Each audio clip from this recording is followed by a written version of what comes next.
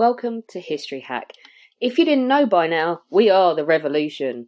That means we're sharp, witty, lots of fun, but it also means that we're essentially the peasants in Les Mis huddled round a table in the corner of the bar with no money. If you enjoy the show, please do support us. We have a Patreon account by which you can donate a small monthly sum in appreciation of what you're hearing. Alternatively, we have Ko-fi, in which you can just do a one-off donation as a thank you if you particularly enjoy a certain episode. Either way, we massively appreciate all of your support. Hope you enjoy the show. Hello, welcome to another episode of History Hack. You have me and the wonderful Christopher, and our guest today is extra awesome because I know him really well and he's got a really awesome topic to talk to us about. Chris, who have we got on today? Well, it sounds like you're interviewing me, but we're not. We're interviewing Grant Hayward, who is an award-winning historian and writer who works for the US Army Center for History and he's here to talk about his new book, Romania's Holy War. Well, Harward, not Hayward. Sorry. I worked with a guy who had the name spelled the same way, and he was Hayward. So sorry. Oh, Jake. Well, I've seen it spelled with the Y, but so Harward, not Haywood, and then U.S. Army Center of Military History. Grant, my lovely, you've got a disclaimer for us before we get started. Tell us what it is. Well, my disclaimer is that these are my own views and do not represent those of the U.S. Army, Department of Defense, or federal government. So this is not Uncle Sam talking to you. I still find it strange that you're our only guest that has had to do that. Yeah, I think you are the only guest that's ever had to do a disclaimer like that. Well, you're not interviewing interesting enough people then. Oh, dear. Oh, no, maybe we should actually interview some naval people. Ships are cool. Ships are very cool. No, I Yes! was joking. I can get on board with ships. Yeah. Yeah. Oh, God, I'm screwed. Anyway, moving on from boaty shit. So we're going to be talking today on the podcast on something that we actually don't have or haven't recorded with History Hack before at all. And we're going to be doing World War II stuff, which is awesome. But we haven't been talking about Romanian history. No, wait, we've had something on Vlad the Impaler for sure, but that's it. That's all we've had on Romanian history. Admiral Horthy, who was the dictator of Romania in the Second World War, who had been in command of the Austro-Hungarian Navy in the First World War. That's Hungary. Hungary, damn it. So no, I don't know anything about Romania. Oh, they had funny helmets. They had square helmets, but they were very individual. They had Dutch helmets. I know. Then yeah, they're like kind of curvy. That's the one. They look different to the standard German ones, so they stand out when you look at photos on the Eastern Front. Yes, the Romanian helmets are different from the German helmets. Yes, they are. Woo! And I know they got caught at Stalingrad, but that's literally about it. I just know about the Holocaust in Romania and the amount of Polish refugees that ended up in Romania during the Second World War. So that's it, really. But we're doing lots more military history today, so I've got Chris on here so I don't sound like such an idiot because it's more his cup of tea. So moving on to the questions, we've got the Romanian army, we have morale, we have shitty generals, and Romanian apologists. Tell us, what the hell is happening? Well, I think part of it is what we're talking about here is like, how little we know about Romania, and that kind of leans into it. The fact that Romania, no one really knows much about it, means that these German generals after the war, when they write some memoirs and they say a few things with the Romanians, that becomes, basically what the West knows, especially because of the Iron Curtain closing off, archives closing down. But Romania is more obscure. It's of a country than, let's say, Poland, even in Eastern Europe, right? Where Poland has more kind of connections to France. It's center point of the Holocaust, the fighting with the Poles, and the double occupation, all that kind of stuff, where Romania gets kind of sidelined and forgotten. And so when some German generals come along and say, oh, the Romanians, they were just simple peasants who really didn't know what they were fighting for, and their officers were all terrible. And, the best thing, Manstein actually has von Manstein, his memoir is the most kind of kind and even-handed. Even he still is very dismissive, arrogant towards the Romanians, but he still at least says they did the best they could. They collaborated with us well, unlike the Italians or something like that. And if you look at it, but yeah, so like this viewpoint of this kind of blame the Romanians, or by a lot of the German generals, except for Manstein, but even he does it. That gets inculcated, and then you have a few Romanian diplomats that end up in the West, and so it's very convenient for them to say, "Oh yeah, we were on board with allying with Hitler," and for those specific diplomats, maybe they weren't. They would have, been more kind of liberal and kind of less enamored and less focused on the war. But that obscures the reality of the regime of General Ion Antonescu, who ruled as a dictator. All the soldiers, hundreds of thousands of Romanian soldiers who fought. The regime under Antonescu, who supported not just the war, but also ethnic cleansing in Romanian territory to murder Jews, also deportations of Roma, gypsies later. And so it's only recently that people, because of the collapse of communism, that people can get into the archives, start looking at this more. But even then, it's still kind of obscure. And so that's one of the reasons why we should talk about it, because Romania is actually this really important Axis ally on the Eastern Front. Well, it's completely forgotten. The Holocaust is forgotten in Romania, other places. It's predominantly focused on Poland, but Croatia, Serbia, France, pretty much everywhere, it's just totally forgotten. And especially, it's unlike with Hungary, which gets occupied. A lot of those other countries are puppet states, or Vichy, that's half occupied, half, client state. Romania has retained its sovereignty. And so when it's perpetrating what is called cleansing the terrain, murdering tens of thousands of Jews and then deporting the rest to camps further east in Romanian occupied Ukraine called Transnistria, that's independent Romanian policy at the beginning of the invasion of the Soviet Union, 41, 42. That's not because the Germans are forcing them. It's not because they're occupied. And so I think that adds to, how much this is forgotten, that there's another country murders 300,000 Jews on its own volition on the as part of fighting on the Eastern Front. They were the most invested of the pro-German powers in the Eastern Front. They supplied a lot more men than Italy and Hungary. Yeah, that's right. I mean, if you look at the invasion, they provide 2 field armies at the start, and from day one, they joined in the initial bombardment on 22nd of June, 1941. Whereas Italy declares war, but it takes them a couple months to get there, and they send a corps.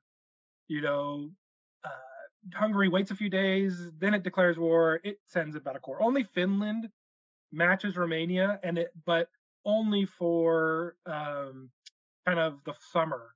And by fall, it's starting to kind of demobilize, and it kind of fights a more low intensity war in 42, 43, 44. Whereas Romania also kind of has to send some of its troops home in the winter, but it remobilizes. And of course, in Stalingrad, you have this major contribution. They also keep troops into 43 and 44, a major contribution in 44 again when they're fighting. So yeah, Romania plays a really big, important part when looking at manpower on the Eastern Front. It's most committed both to fighting the Red Army, but also to this other aspect of the Eastern Front, which is also murdering Jews and participating in brutal anti-partisan warfare, such as in Crimea, where Romanian mountain troops helped occupy for nearly 2.5 years.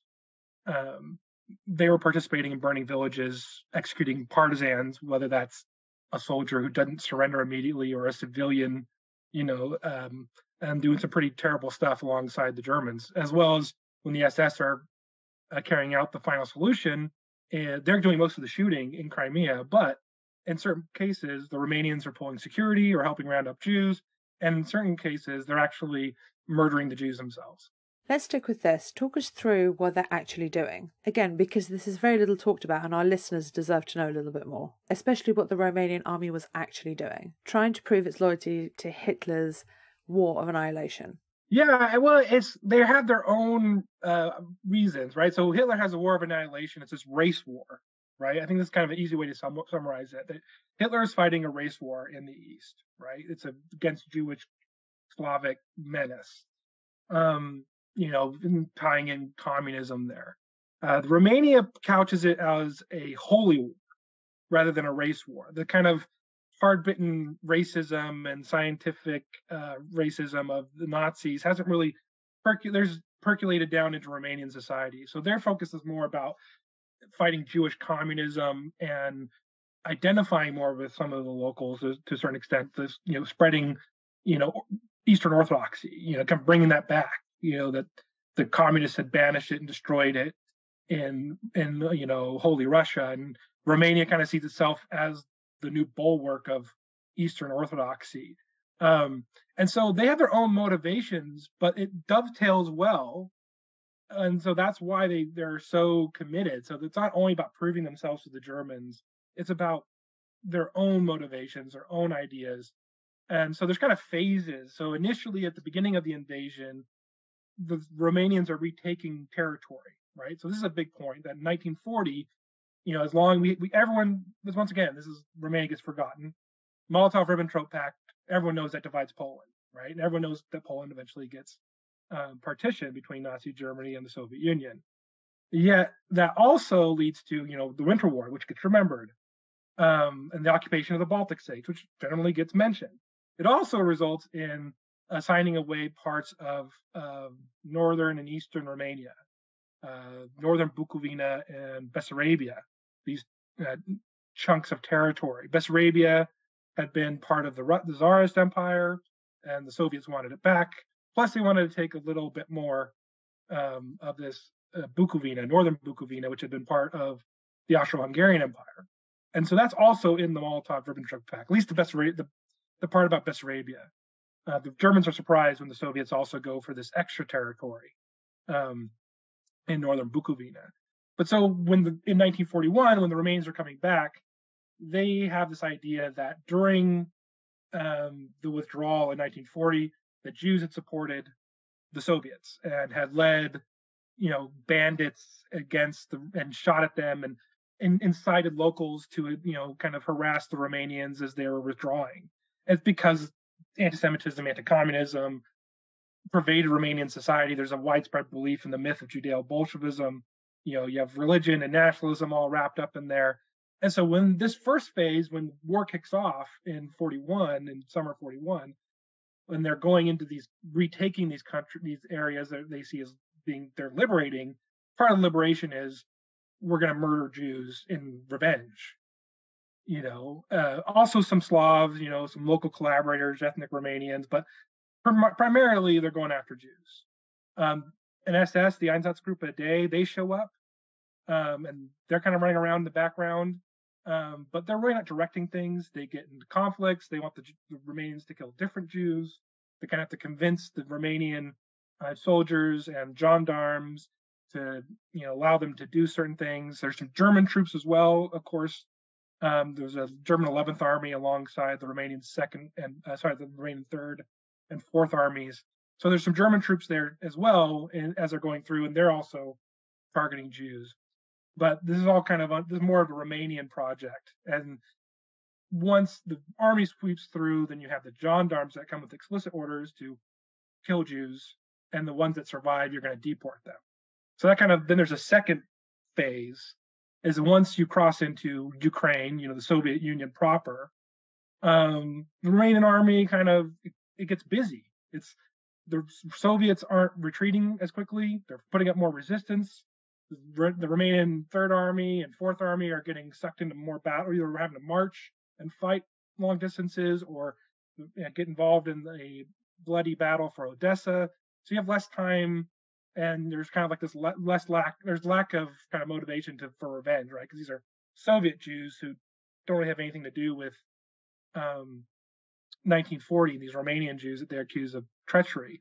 But very quickly, they began to say, hey, we're taking casualties at Odessa. We're taking the Soviet soldiers, the Russians, as they're called, are still fighting. Why are they still fighting? Well, it's because of the Jews. The Jewish commissar, the political officer with the pistol to the neck of the Russian is forcing him to fight. our casualties at Odessa, which are high. They take like 90,000 casualties in 2 months. And about a third of those are dead. And the other, 2/3 are wounded. They're going to blame that on the Jews, right? It's not the fact that there's Soviet patriotism, belief in communism. No, it's because of, and sure, there's coercion, of course, the Soviet system, but it's this myth, though, of there's like reports of a Jewish battalion, like a death battalion walking around Odessa, and so when the Romanian army gets in there, they actually have a massacre because Soviets mine a building, the Romanians take it over. It's a little complicated, but long story short, like they put a headquarters in this old NKVD building, and then it blows up. And once that kills a Romanian general and dozens of soldiers and some German officers, the Romanian army then shoots and kills and burns thousands of Jews in Odessa. So there's this new reason for revenge, but it's all based on kind of the same kind of idea of this worldview of Jewish Bolshevism's out there. And then that area between the Dniestru and the Bug gets turned over to the Romanians. It's called Transnistria. It's not related to what you're seeing in the news now. Transnistria today is a much smaller breakaway republic, where this is a much bigger occupied territory. Just happen to share the same name because they're both over the Dniestru, like over the Dniester River. And so, but then there's like the third kind of section, which was what I was talking about earlier with Crimea, where like the Germans, this is their territory, they're occupying it, they're setting policy, they're actually even telling the Romanians, hey, Jewish policy is SS policy, so hands off. Like you actually have Romanians units having to turn over Jews that they've taken as hostages to shoot in case of partisan attacks, to turn them over to the Germans in southern Ukraine and like Melitopol, Mariupol, places like that. So the Germans kind of don't trust the Romanians. They don't seem as ideologically motivated enough, that they're bribable, which is kind of ridiculous. And like I don't think they're not as hard-bitten, Nazis as Nazis are, but I mean, plenty of Germans are bribable too. But in that area, the Germans are kind of doing most of the killing, and that's part of the final solution. But then the Romanians are very happy to work with this and provide security, help with roundups, because the Romanians still see this idea of Jews are communists, so Jews are partisans, partisans are Jews. You kill the Jews, then the partisan movement isn't going to be a problem. So it's there's kind of three distinct chunks there of like this revenge killing in the beginning in Romanian territory that's based on what happened in 1940. Then there's this, killing, and there's camps in Transnistria that the Romanians take over and they're still kind of in charge of, the Odessa massacre. And then you have this third that's in, occupied Ukraine and later southern Russia and northern Caucasus. The Romanians are kind of told, lay off the Jews because that's the SS issue, but the Romanians still participate. And in certain cases, during Crimea, like the Soviets, kind of had a counterattack land during the winter of 41, 42. They're landing on the beaches and taking over cities. So when the Romanians help take back some of these cities, they often, one of the things they do is start shooting any Jews that they find left, regardless of what the Germans have ordered about the Jews being SS policy. It's like, no, we've got some Jews here. We're just going to shoot them on the beaches, as they're trying to evacuate with the Red Army that's being pushed back. One of the things about I was going to ask about the morale of the Romanian army, because I know, and it goes back to like the German portrayals with Stalingrad specifically, which is the only one I really know about. The Romanian, Hungarians, and Italians in the rear of Sixth Army get crushed by the Soviets, and there's always been this sort of suggestion that, well, they were second line troops, their morale was really poor, they were bound to get, it was quite a weak spot and a natural thing to cut the Romanians off, but the morale wasn't as low as is suggested, is it? No, I mean, I think saying that they're second-rate troops, that's perfectly true. I mean, there's, they didn't have as many anti-tank guns, they're not as motorized, I mean, the German army itself, right, isn't that as motorized and mechanized and well equipped as, people kind of came to believe after the war. But they are secondhand. But the kind of the accusation is the Romanians don't put up a fight, as well as the Italians and Hungarians along the Don. And that's really nothing could be further from the truth. The morale was actually pretty good. The Romanian army is actually concerned about them. The minute they get in, they cross the Dniester and start going deeper into actual Soviet territory. The Antonescu regime is concerned about morale. They're like, they themselves are wondering if, the soldiers will fight and, what they're thinking about the war. And they actually pump up propaganda, and they have they're asking for reports. They have they get intelligence officers to kind of find out what soldiers are thinking. And there's really no sign that the Romanian army out on the Don River or on the Kalmuk steppe, kind of outside of Stalingrad, is suffering some kind of major, morale problems. They're fighting. They're suffering from ammunition shortages. I mean, that's a major issue because the Germans are running out of their own supplies and ammunition. And of course, they're going to hoard it for themselves, right? And it's actually the constant issue where German Sixth Army is constantly trying to push the responsibility for supplying the Romanians onto another army or on the army group, because they don't want to have to be bothered with that. And so it's more like that there's a yes, the Romanian army's less well trained, less well equipped, but it's you have equipment shortage. It's not a shortage of morale. And the Romanians, when the Soviets attack, they put up a fight, but they're completely overwhelmed, numerically, especially technologically. The Soviets have, all these tanks, tons of artillery. The Romanians are firing over tons of stories you can find of them fighting as much as possible. Sure, some break and run, but a German unit would break and run in similar circumstances. And the Marshal Antonescu says that when the Germans are complaining, he actually says hey, I have reports of German units breaking and running before the Soviet onslaught. This isn't just us. And so I mean, that is kind of how it goes down, though, that it's implied that the Romanians just aren't, they don't even try. And they're let down, but it's not accurate. And I think even with looking at the Italians and Hungarians, I think I did a kind of a panel at a conference a couple years ago with an Italian and Hungarian historian, and they too, I mean, I don't think they were their morale was quite as good, quite as motivated, but they also were much higher than people care to remember or acknowledge. When it comes to ideology, we know a lot about the German ideology, why they did what they did, why, where, and how. But what about the Romanian army? What was their ideology like? Why were they so committed to doing what they actually did? Well, I think it comes down, like I was saying, this idea of holy war, and it's kind of this mixture of nationalism, religion, especially Christianity or Eastern Orthodox Christianity, but minority ethnic, other minorities whether it's Baptists or Catholics, they can get on board with a lot of this, kind of this viewpoint.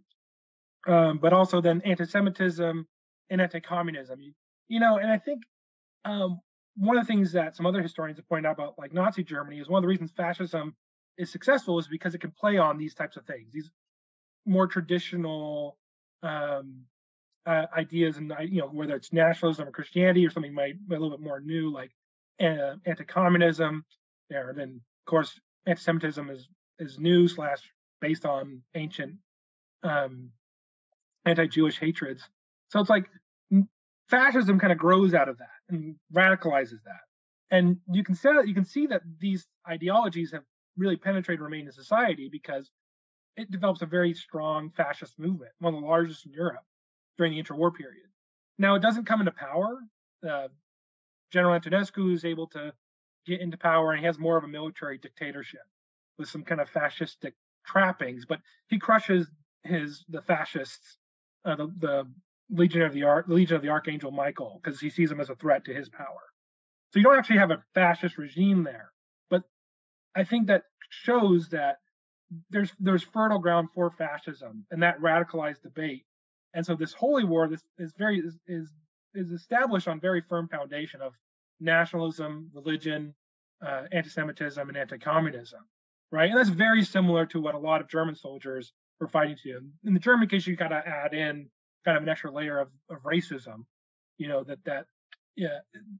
that's this kind of extra thing that that those racist ideas and eugenics and Nazi ideas have more permeated German society and kind of over there in general, whereas the average Romanian peasant didn't know much about kind of race science or those. There doesn't mean there wasn't racism, right? They still judge like there's Roma, gypsies, and they'd be kind of discriminated against because of the skin color, but not kind of this understanding of the world and the Nazi worldview of like the Aryan race and the Jewish, Semitic, dark races, the Slavs being, Untermenschen. That's not really on the radar. The Slavs in the Romanian sense are another nation, and actually in some ways they can be kind of equally good. They can be Christians, right? They can find that identity, where the Germans don't really kind of see that. But I think that leads to this idea of this crusade. So, it's Nazi propaganda to talk about a crusade against Bolshevism, but it really does resonate with a lot of people. And I think that's one of the important things to get from looking at Romania is understanding how many Europeans really could get behind a Nazi-dominated Europe because of this kind of crusading, anti-communist, anti-Semitic rhetoric. Because you see this evil Asiatic Jewish Bolshevik threat to Western Christian civilization, which means that resonates. So even this simple soldier, a peasant soldier who doesn't know much about kind of some of these bigger ideas can understand that idea, kind of see a satanic Soviet Union and see that I'm not fighting just to regain some territory that the Soviets took from us in 1940. I'm fighting for this bigger thing, European, protection, civilization, Christianity, all those things powering these soldiers. And when you have that anti-Semitic aspect get wrapped up into it, then that means you can justify very easily, murdering these people because they're part of the enemy, right? They're part of this global threat. That's, so it's not just a threat to your country.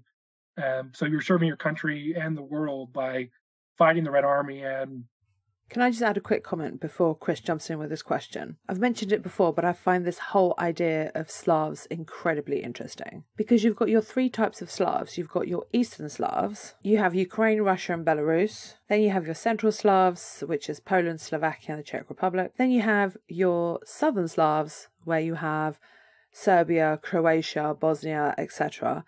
And in between that, you have Romania, Bulgaria, and Hungary. Like, what the friggin' hell happened there? Anyway, enough of me rambling on about something that has nothing to do with what we're really talking about.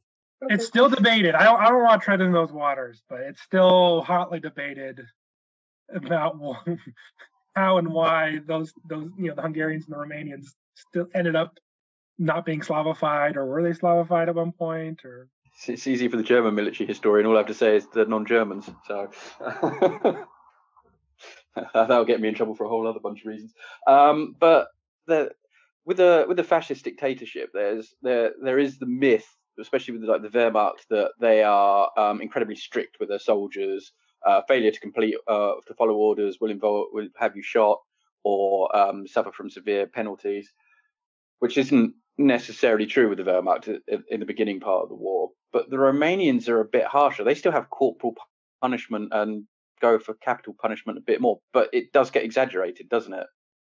Yeah, so, I mean, flogging, yeah, I mean, the Germans don't beat, well, at least not, I mean, there's probably some beating going on there and there, but execution-wise, though, like, yeah, capital punishment, the Romanian army is actually, it will shoot soldiers. I mean, this isn't like, they probably shot a few thousand. Mostly for, especially like self-mutilation, some desertion, but they would do it. Whereas like the U.S. Army shot one guy for desertion in the whole war. Something that's similarly low for like the British Army. Like they won't do that. And so the Romanian Army is, comparative to like the West, it will still shoot, but compared to like the Nazi Germany or the Soviet Union, Red Army and the Wehrmacht shoot tens of thousands of their own men for, failure in combat, right? They're not doing it for, if you won't shoot a Jew or something, but if you're seen as cowardly or desert, in the German context, or if like the Soviets, like you lose a battle, and even the Soviets decide after a while, like better to have punishment battalions, these penal battalions, and kind of not shoot these guys, instead put them in these battalions, and then eventually they get out after you did serve enough time. So relative to the West, the Romanian army, it's stricter. It will shoot soldiers for desertion and self-mutilation. It's not as murderous as the Wehrmacht or the Red Army. Flogging is an interesting case because there's kind of implied and even sometimes open argument that that's the only motivation. It's just all coercion. Of course, like every army relies on coercion to some extent, right? I mean, sure, soldiers are gonna be there in part because if they don't, they could be shot or set in prison. And it's interesting in the Romanian case, they will actually like threaten to shoot a lot and not actually follow through. And so it's kind of almost a cliche. Like very early on, they'll be talking about shooting. And then they will shoot sometimes, and there's actually on some of the orders, make sure to publicize that we executed these guys. And so like they're kind of doing it like, kind of as an example, right? Kind of reinforce that coercion. So I don't want to underplay it too much. There is, of course, with every army, there is that kind of, behind the scenes possibility of punishment. With flogging, it's a bit more, immediate. But I still think it can be overemphasized. And some of these historians are like, well, yeah, they just don't want to get whipped. And they're not actually being whipped. They're actually kind of interesting that in the First World War, Romanian officers could just beat their men like on a whim. There's like I read like a French soldier who was in Romania in World War One as part of a military mission. He saw a Romanian officer with like a iron-handled cane just beat 2 NCOs like in the face and stuff. And he was like, in France, this would never happen. And so the Romanian army is actually trying to get rid of that over the interwar period, because they're trying to have more rights and citizenship rights to people. You can't treat your soldiers as peasants anymore. There's still some of that in the Romanian army, but the flogging is much more regulated, or supposed to be, and they're trying to make it so it's supposed to be like kind of there'll be a doctor there. Uses a belt. They kind of will bend the guy over and they'll flog him on their hindquarters, their hind side. In one case, though, I found that, or maybe on their back as well. But one case, I found an officer who found some soldiers who had raped a Ukrainian woman. Now it's like, and it's an interesting case because it's like previously they're probably raping Jewish women, and there's no one's gonna get punished for that. But once they cross into Ukraine, and now this is a kind of more Christian country, and these are Ukrainians. Even he found out that he raped a woman, he had them get flogged, but using entrenching tools, so like the little shovels, other than the spiked ones, the folding ones. Yeah, the little folding shovels,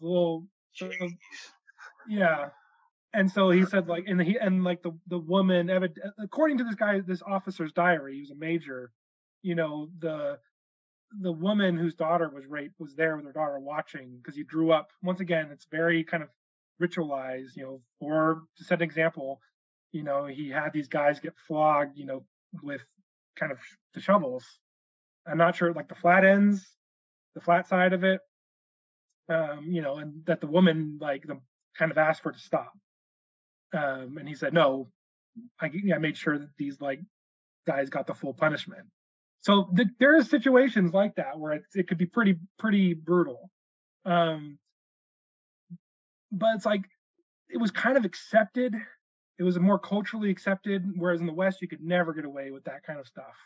Not saying all the Romanian soldiers liked it, and they would especially be angry, especially if the officers were seen as be kind of abusing that authority. and kind of going back, because there are investigations of like officers, like, oh, some soldier turns up with a broken jaw, and that's not good for, you don't want, to lose soldiers because an officer lost his temper and punched, an enlisted guy and broke his jaw. That then he's out, has to go to the hospital. So, so that is an aspect, but and the other thing I want to point out about this is that this is usually not in combat. Like, this is usually after combat. This such kind of punishment is kind of more about sustaining, kind of like living on the front. It actually flogging had been taken out as a punishment in the 30s, and they reintroduced it in 41 during the fighting. So it's kind of because you get old kind of traditional officers kind of get in charge. There's kind of some changeover in leadership, and so but it's also, this understanding, we're kind of want to make sure that we maintain discipline on the front. And so, but it's not usually for like combat things. It's usually for, like this, or it's like you're in the rear, the soldiers are getting, you want to keep discipline that way. And that's usually kind of, and the example of the shovels is pretty extreme. Usually it's, less. And then there's oftentimes, but like you would still have, I found in like a diary of a NCO of him getting like kind of slapped upside the head a few times because he overloaded a cart. The veterinary officer came up and was like, "What the fuck are you doing?" Slapped him upside the head like 5 times, and that was it. So it's like it's a complicated thing, and it but it definitely plays a role. But I still think we shouldn't overemphasize it. I still think that ideologically there's kind of these big reasons that are driving why Romanians believe in and support this war, and sure, at certain points there's going to be officers using corporal punishment to try to reinforce that, but it stops working at a certain point. There's actually a report I found that's really interesting from like Crimea. They're talking about like, hey, like you could shoot me. Like the officer saying that, he's like, I can't do anything. These guys are just tired. I can't keep them fighting, in these conditions. So soldiers have guns. If you beat them too much, you could take a bullet in the back. And so it's a fine line there of I think it's it's easy to try to like say, oh, that's the only reason why they're fighting because they could get flogged. I don't think that's accurate, but we definitely need to acknowledge that this played a role. Sticking to the same idea of punishment, leading on to this idea of rehabilitation within the army. Basically, rehabilitation for soldiers who've been done for theft or minor infractions, that kind of thing. Tell us what happened to them and why were they done for these sorts of minor infractions? Yeah, so the Romanian kind of like there's this existing, it's originally just for officers, kind of like this in the military discipline code.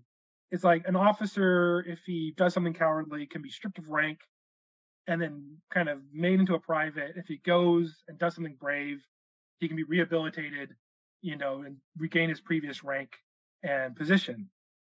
And they begin doing this kind of here and there with officers.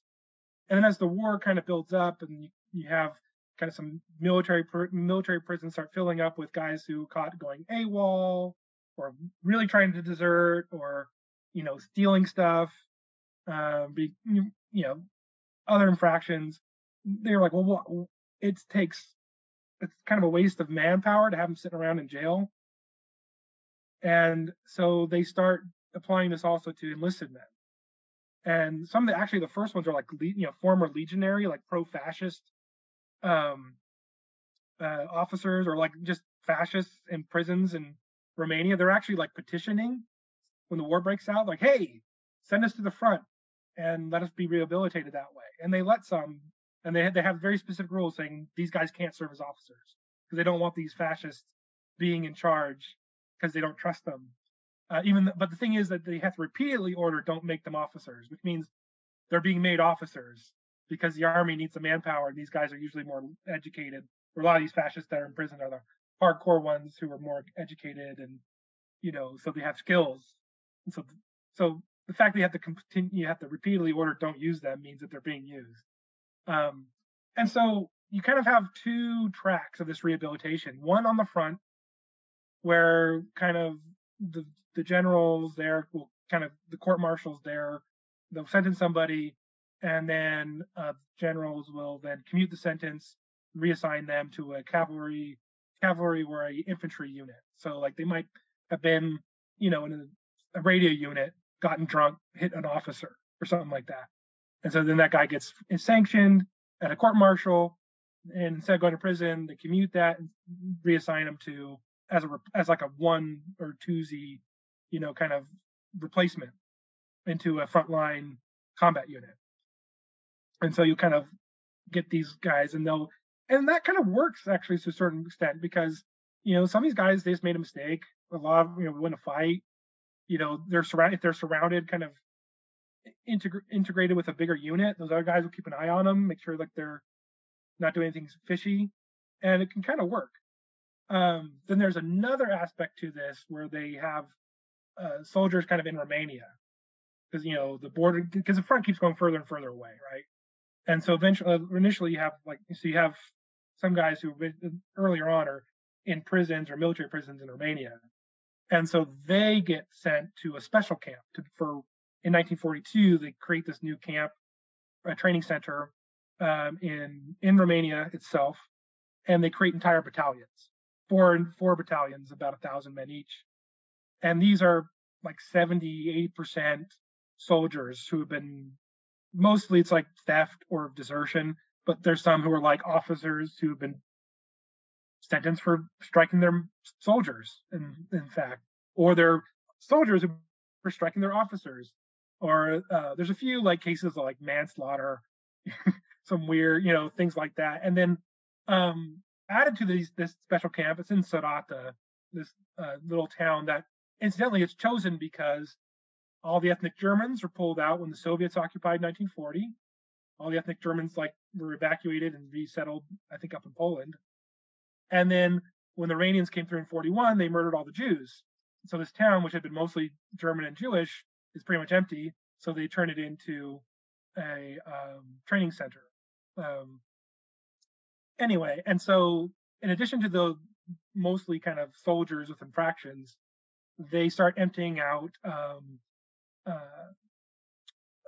a concentration camp with political prisoners, mostly legionaries, fascists, who were actually held, most of them in Czergodziu, which is actually a place that earlier was a internment camp for Polish soldiers escaping in 39. So kind of began as a place where it's like, we'll put these Polish soldiers here, they'll escape, and then later on it got turned into a kind of a real actual concentration camp, for political prisoners and Jews, and got a complicated history, probably deserves a book, but it hasn't been written. And then on top of that, they start emptying out the prisons. So you get a few just like common criminals in in Sarata. And so these guys are just,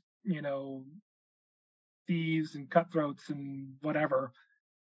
And so it's an interesting place. And we got some interesting reports. A lot of the officers who get so like the officers and NCOs aren't, they're there to train. So, but they're the ones that aren't liked or kind of don't, in their unit. So they get sent when they're looking for training personnel to train all these rehabilitation, soldiers and political prisoners and even criminals.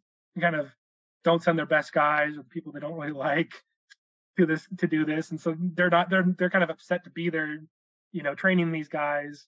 But even these battalions, they send them out. 3 of them end up around Stalingrad just in time. They fight. Several of them are destroyed during the battle. One of them goes to the Caucasus. They perform fairly well in combat. They actually get lots of Iron Crosses. But like when they're not in combat, and then they kind of tend to cause problems with the locals and, steal stuff and rape and pillage a little bit more. And so eventually, there's a couple more of these battalions formed. They're kind of eventually broken up because they realize these guys are kind of, their motivation is kind of less this, it's not as good, right, as a soldier who's volunteer or kind of more voluntary on the front, especially as the war goes bad. And so they kind of start breaking up these battalions into smaller groups, companies, and plugging them in, as time goes along, and then they kind of wind down the program. Although it exists all the way until 45, they still have this training camp for some of these rehabilitation soldiers. So it's an interesting thing that no one ever talks about, even in Romanian history, Romanian military histories. They almost never mention these guys, but it's a very interesting aspect of kind of this penal, because they're not really penal anymore because they've all been released. It's not the same as the Soviets, but it's relatively successful. It's another way where you get manpower, when they're short for men, you find ways to find some soldiers to act as cannon fodder. Yeah, you got kind of overlook their behavior behind the lines as long as they absorb bullets and fight as and when they need to. Right. Oh, and that's one more interesting thing, is that because of racial discrimination, Roma, gypsy soldiers, and then gypsies in society were often, given harsher sentences, and you kind of or tried by court martial in general. Like a Romanian soldier might steal something and he'll get away with it, but like a gypsy soldier in the Romanian army, oh, hey, you dirty gypsy, you're stealing this, that, and the other, and he gets, sentenced and sent. So a fair number of these soldiers, especially at Sarata, were actually Roma, because of this unequal sentencing of them because of their race. Are there many Roma in the Romanian army? It's hard to pin down the number, but yeah, there was probably thousands, tens of thousands. I mean, there was a large Roma minority in Romania itself. Only a small portion were still nomadic, which would have been hard for the army to, conscript because you don't have an address for them. But the ones who were sedentary or, just living in the cities, or farming villages like anyone else, were conscripted. And there wasn't any kind of, I've only found, in all my research, I only found one document that listed, they call them gypsy, it's Tigan, as a separate category. Because the Romanian army is concerned about ethnicity. So there's lots of reports that break down Romanian, Hungarian, ethnic Germans, ethnic Bulgarians, and they'll never include Roma. They're just kind of integrated into the Romanian. So it's a strange kind of contrast that they're discriminated against, but they're also probably some of the most assimilated of all the minorities in Romania, and they'll often get kind of picked because there's a lot of them are, there's a stereotype of them being musical. They'll be picked to be kind of do musical stuff, be in regimental bands, or be assigned as batmen to the officers. It's often, kind of, because it goes kind of back to the idea of the Roma were slaves up in Romania until the 1860s. But, Romanian soldiers are also assigned as batmen, but there was kind of pretty common that they would select the gypsy soldier to be the one who would, do all that menial labor for the officers, digging the, foxhole and cooking his dinner and that kind of stuff. How did that work because obviously Nazi racial policy was against Romanis as well. How did that work with the Romanian regime when they start deporting them as well? Yeah, so the Nazis, they would have probably seen the Romanians in general as gypsies. This comes, oftentimes they kind of would kind of racialize them that way and just call them a gypsy army. Russians, the Soviets do that too. Kind of arrogance towards the Romanians but the Romanian, they decide on their own initiative to start deporting some of their Roma population to Transnistria. It's not under any kind of pressure from the Germans. But once again, they focus first on nomadic, which again, the Ministry of Defense doesn't push back against this because they're not going to, they aren't useful to the war effort, right? They're not you can't conscript them. You can't really put them in factories or anything like that. So like they kind of accept this idea of we're going to resettle them, was a euphemism. Put them in colonies, to labor, put them to work in Transnistria, and some of the very same camps where Jews have been deported and murdered earlier. And then they do a second wave, and so there's like something like 10,000 nomadic gypsies. And then there's a second wave where they start targeting quote unquote criminal gypsies who are the Roma, who are sedentary, who are assimilated in cities, but they're supposedly criminal elements, right? They're not supposed to be wholesale, but oftentimes, the gendarmes and police just started rounding up anybody who was dark skinned. And it was, there's supposed to be exemptions, right? If you have a Roma family and their son is on the front with the Romanian army, they're not supposed to be deported, but they were oftentimes. So like there are these tragic stories about a Roma soldier who'd been fighting for 2 years, survived Stalingrad, comes back. He's actually, in Transnistria where his unit's refitting after taking terrible casualties. This guy suffered a lot. And then he finds out his family has been deported to Transnistria, and half of them are dead because they don't survive the winter. The Romanian authorities, these colonies are just concentration camps, and they allow them to die. It's really, really sad. And the Ministry of Defense starts pushing back against a third effort to deport more Roma, because they understand that the Ministry of the Interior, who's in charge of this, is kind of randomly targeting in many cases Roma population, and that they're having this backlash. And so there are always reports about soldiers on the front, like in Crimea, in 43 finding out their family, or 42 finding out their families are being deported, right? And then you talk about morale, buster. And interestingly, there's even some of these Roma gypsies in the Sarata camp for rehabilitation, and the orders are specifically that if the families are deported, then technically the government doesn't make a mistake. So if there are if they have a family member in the army, he should be deported kind of to Transnistria as well. So these guys are like, hey, shouldn't we go with our families instead of being here in this rehabilitation camp? They're like, no, this doesn't apply to you. You have to stay. We're going to send you to the front. You have to fight. It's a really brutal treatment of these people. And so of the kind of 25,000 Roma who are deported, about half of them never come back. And that's out of a population of probably about 250,000, maybe a little bit more. It's kind of hard to get some of the numbers because Roma sometimes wouldn't identify as such on the census for various reasons. Were there any women in the Romanian army? No, one. Oh. There was one woman in the Romanian army. So the Romanian army didn't set up a women's auxiliary corps. But they needed women power.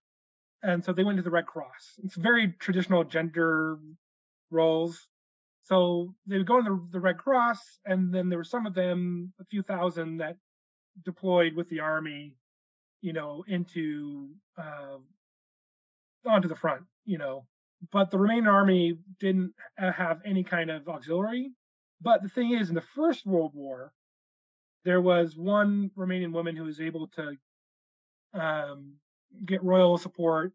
Her name was Caterina Teodoriu. And, she kind of became a soldier, became an officer, dressed as a man, was killed in combat, becomes this big hero in World War I. And apparently they tried to, for propaganda reasons, to recreate this, because there's some women who are petitioning to join the army. And one of them gets selected, allegedly, according to the press reports, like personally by Antonescu. And she's sent to get training at the headquarters of the Mountain Corps and sent to the front in Crimea, which is more occupation duty by that point. And then we don't really know what happens to her. Her name escapes me right now. It's like, I have to look it up. But she was officially like a soldier. She, from private, got a promotion to corporal. But the Romanian army is kind of retrograde in that aspect, where they don't want women. The only way they use them is kind of as nurses. And then the only other aspect is that the Romanian army organizes kind of these theater groups for the front, and several of them are mixed. So you have about a dozen women who go with these theater troops to entertain the troops in Transnistria, southern Ukraine, Crimea. I think some even go as far as southern Russia. And they kind of put on spectacles, sing, dance, acrobatics, that kind of stuff. So we get to August 1944, and like Italy, Romania swaps sides, but it's not voluntary, is it? They get defeated by the Soviets and have a armistice forced on them. Yeah, I think this is a really important point, because it's easy to mock and say, oh, they switch sides. Obviously, this shows how the Romanians are duplicitous, opportunistic, untrustworthy Balkan types, which is kind of what most people see this as. Or it's used as proof. Oh, look, they really never wanted to be part of the Axis. See, they switched sides. Well, the thing is, right, they only switch sides after over 3 years of fighting. They're fighting up to the very last minute. It's actually a small group of conspirators organized by the king that carry out a palace coup, basically. And they do that timed with a major Soviet offensive. So like the Romanian army is being crushed, and the German army along with it in Romania are both being crushed.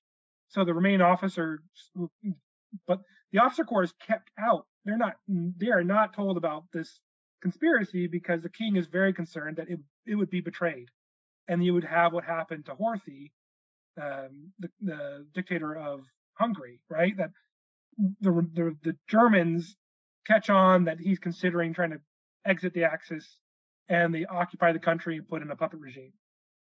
So the monarch is so paranoid that the army will kind of do the same thing, that he keeps it very tight to the chest.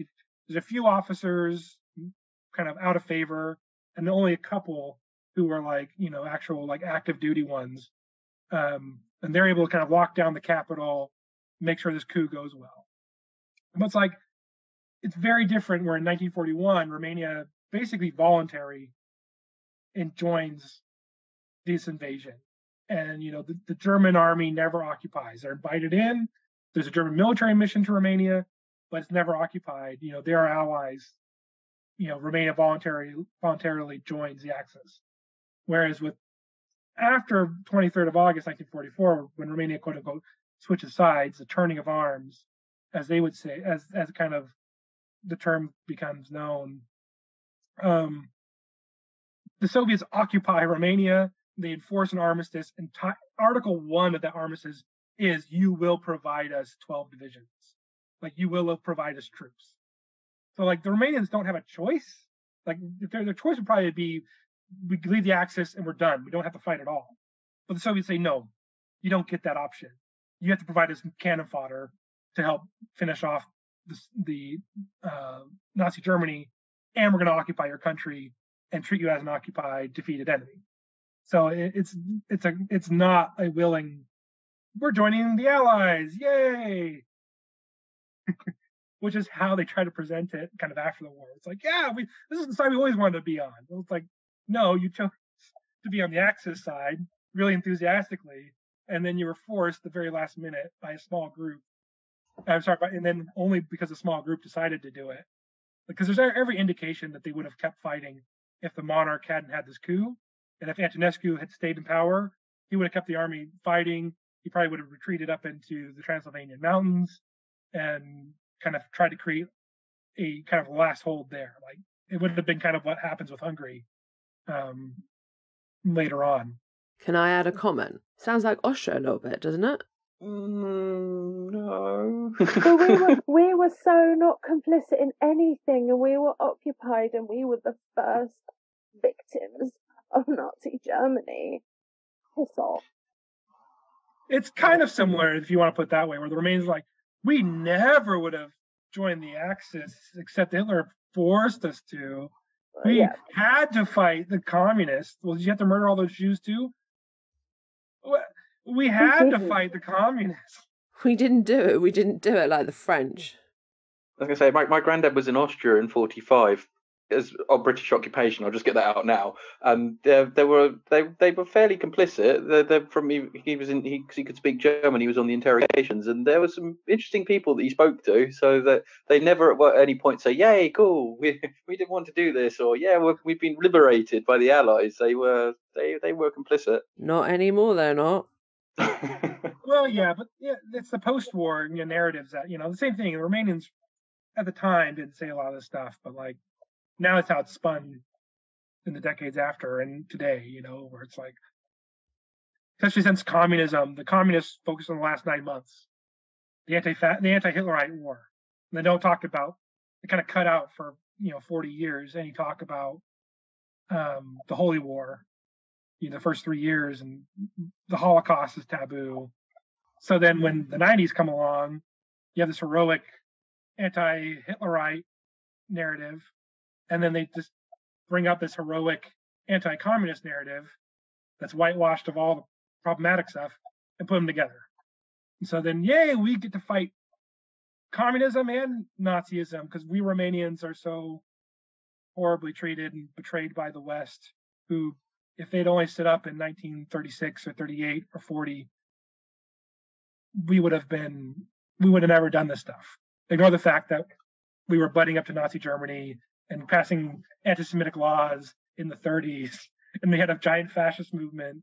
Well, this has been an absolute pleasure. It's great to have you on the podcast finally, and it's great to finally be able to cover something that we've had a massive gap in the history for, especially on History Hack. But I'm going to let Chris do the ending because I always suck at it and he is so much better than I am. Well, after my intro. You started it wrong, you might as well end it right. Yeah, no. Obviously, I didn't know that much about Romania in the Second World War either. So it's been really interesting. Would you mind just reminding everyone the title of your book and when it's due out? So my book is out. It's been out for a little bit now, but it's called Romania's Holy War: Soldiers, Motivation, and the Holocaust. It's from Cornell University Press, and it's actually going to be coming out in Romanian for any Romanian listeners you have. From Editora Corent, hopefully this year, hopefully in a few months.